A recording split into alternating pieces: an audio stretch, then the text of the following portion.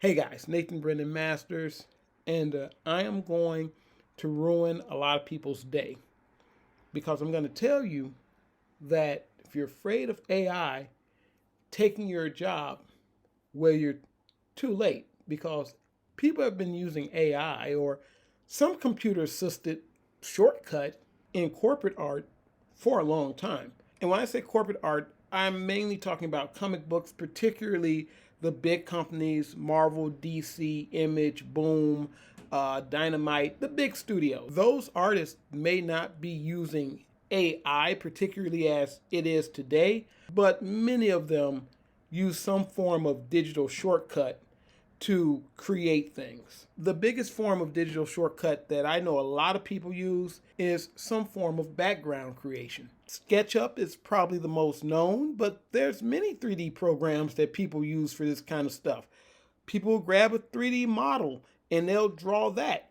You don't think they're referencing that 3D model, do you? No, they're tracing it, especially if they're drawing on computer and especially if they're doing webtoons. Some of you do this, which ironically is what this video started out as. It was a video talking about tracing and is it ever acceptable in the art community. People will say no if you're selling it, but there are things that are acceptable to trace and people kind of just shrug their shoulders at it. And some of those things are, 3D models. And some people don't even do that. They just take that model, turn it into line art, plug that right into their sketch, and they keep going. Again, we're talking about digital art, and that's a thing that is done. And I'm talking about professionally. That's a thing that's actually done professionally. So back in the day, there was a process. You would draw your art in pencil, and you'd have people called anchors. And you guys know what an anchor is. An anchor would come behind you and, put the line work in. They would do the actual ink lines over your pencils. Now, the thing about this is you want your anchor to be as good or better than you. So if you're not as good with some things, like you're not as good as with anatomy or stuff like that, your anchor kind of fixes it up, makes it look that much better. And if you're a hotshot artist, you're allowed to do your own inks. At a big company, you have what's called a bullpen or you have a studio. If you're a hotshot artist and everybody wants you on their book, and particularly back in the 90s where people were making millions of dollars from their studios, everybody, the studio had a style. Like, let's just say you had Jim Lee. Well, everybody drew like Jim Lee or some variation of that style. You had obviously Rob Liefeld, Extreme Studios. You had Top Cow. And these studios were kind of built around a popular artist. Let's say you wanted an artist to draw a book. Well, that artist probably has a bunch of people who want them to draw a book. So instead of producing one book a month, that artist understands they can maximize their profit by putting out 4 books a month. So way you do that is you quickly sketch up a book, you sketch it up real quick, you get the basic forms and stuff down, you pass that page off to somebody in your studio and they draw backgrounds or, they do the rest of the stuff that's needed to make the book, look like your book. And that's the way it works. Now, today, what do you do today? Today, if you're drawing digitally, 9 times out of 10, you don't have an anchor. I don't know any digital artist that has an anchor. Most digital artists I know, they just draw their work and they take it to the next person. And those artists, well, they can actually do digital inks now. So a job was kind of taken away, but then a new job was created. Another thing about me that some of you probably already know, I happen to be a photographer. So when it comes to backgrounds, a lot of times people will see the backgrounds in my stuff. Most of those backgrounds, particularly exteriors, a lot of that, they're photos. So I go out, take my camera, I take photos, particularly downtown and, skyscrapers and stuff like that.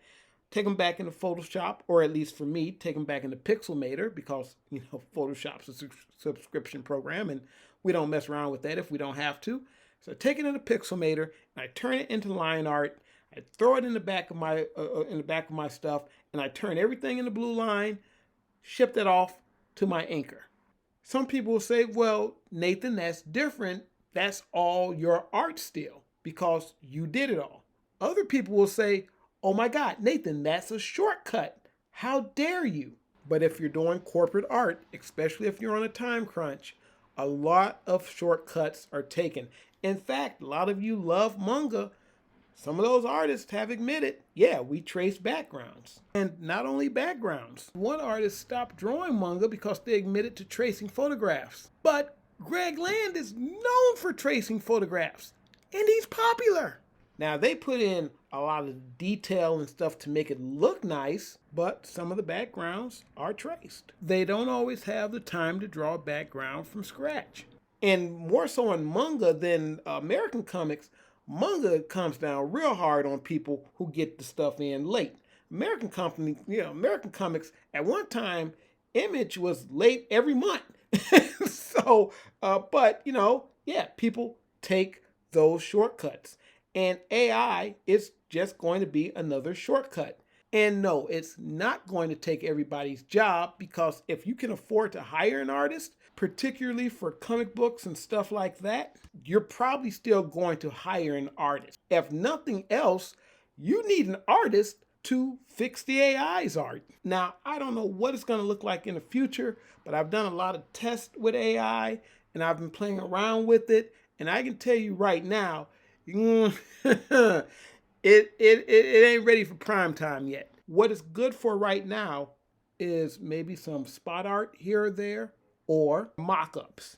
Say, okay, well, this is a mock-up of what I want this page to look like, or this is a mock-up of what I want this cover to look like. But at the end of the day, someone has to go in and draw that cover. It's usually going to be me.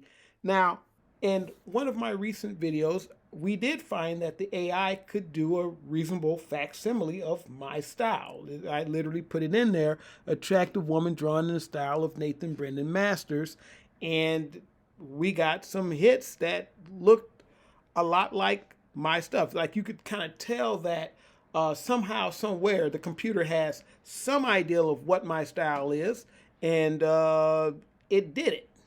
And from what I'm understanding, the database is scraping from DeviantArt and other places. I definitely do have stuff on DeviantArt, so there's a possibility it's grabbing it from there. Especially this one. If you look at the hair, you look at the collarbones, and just how this image is structured, this is my style, or at least this is the AI trying to emulate my style. And I'm not running around bitching about the AI stealing my art. I'm looking at this going, how do I make this profitable? And what a lot of you artists forget is this is about money. You're complaining about losing your job, but you're really complaining about losing your money. And you can stop bitching about it, because it's gonna happen. These companies are going to use AI. So you need to figure out how to make this work for you. And right now, I'm using AI for a lot of jobs that other artists weren't going to get in the first place, because there were things I was going to do. And even if I did create something in AI, I still have to go back and redraw it, because the AI is not going to do a perfect creation of this thing. Either I'm going to have to redraw it, I'm going to have to send to Layla or one of my other anchors to have them anchor fix it. And then there's another problem. The other problem is, if I'm doing this with AI, it's the same problem as with drawing on computer. There's no actual original artwork, so that's one less product for me to sell. So I need to draw that, because I don't want to miss out on having a piece of original art that I could possibly sell for $100 or up. Now, people might buy those prints, but depending on how famous you are as an artist, you can get some good money for your original. Me trying to sell, 10 prints of my digital piece for $10 a pop versus me selling one original for $100 or up, I'm going to go with the original. Get that money quicker, move on to the next sale. That's how it's done. And that's what you guys need to be thinking about if you're going to do this professionally, if you're going to do this to make money. Because a lot of artists don't think from a financial standpoint. They think, oh, it's about the art. In corporate art, it's about the end product. You trying to put food on your table. So you need to be about getting this thing done. You guys take it easy. Nathan Brandon Masters. Awesome. Here to stay, a life we knew would come one day. And this is it, the borderline to where the future leaves us behind. The fire